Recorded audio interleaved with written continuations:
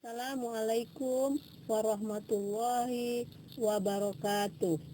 Pada kesempatan ini, kita akan membahas tentang proses pertumbuhan dan perkembangan peradaban dan ilmu pengetahuan pada masa Bani Abbasiyah.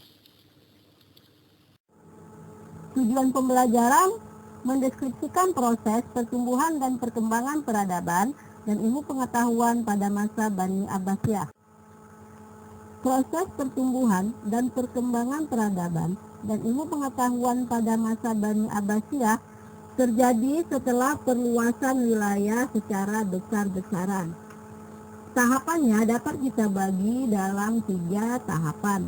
Pertama, adanya kebijakan Khalifah Abu Ja'far al-Mansur.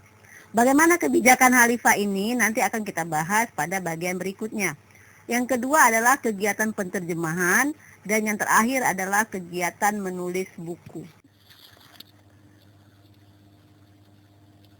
Hal yang paling dominan mendorong tumbuhnya peradaban dan ilmu pengetahuan pada masa Bani Abbasiyah adalah kebijakan Khalifah Abu Ja'far al-Mansur. Kebijakan itu berupa bahwa Khalifah haruslah orang yang mencintai ilmu pengetahuan dan dapat mengembangkan ilmu pengetahuan. Hal ini berakibat kepada munculnya kemampuan para khalifah dalam menciptakan suasana keilmuan yang kondusif bagi perkembangan ilmu pengetahuan. Para khalifah menyediakan segala fasilitas penunjang, lembaga pendidikan dan perpustakaan dibangun, tempat-tempat istirahat dan mukim atau mondok disediakan untuk siapa saja yang mau belajar ilmu pengetahuan. Ulama dari berbagai disiplin ilmu didatangkan untuk mengajari orang-orang Islam yang mau belajar. Fase kedua adalah kegiatan penterjemahan. Masa pemerintahan Nasi Abbasiyah merupakan masa kejayaan peradaban Islam dalam berbagai bidang, khususnya dalam bidang ilmu pengetahuan dan kebudayaan. Karena pada masa ini, banyak umat Islam yang melakukan kajian ilmu pengetahuan. Proses ini terjadi melalui upaya penterjemahan berbagai karya terdahulu, di samping melakukan riset tersendiri yang dilakukan oleh para ahli. Dalam proses tersebut, tampaknya keterlibatan para khalifah tidak dapat diabaikan. Mengapa?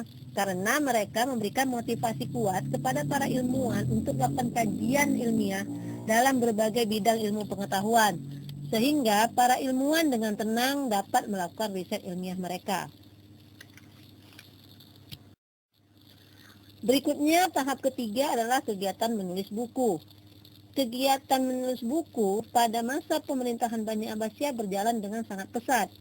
Mengapa demikian? Karena pemerintah mewajibkan belajar sambil menuliskan ilmu di dalam kitab.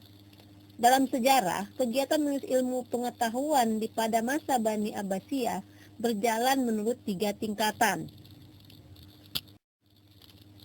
Tingkat pertama berupa kegiatan mencatat ide-ide atau percakapan dalam satu halaman kertas.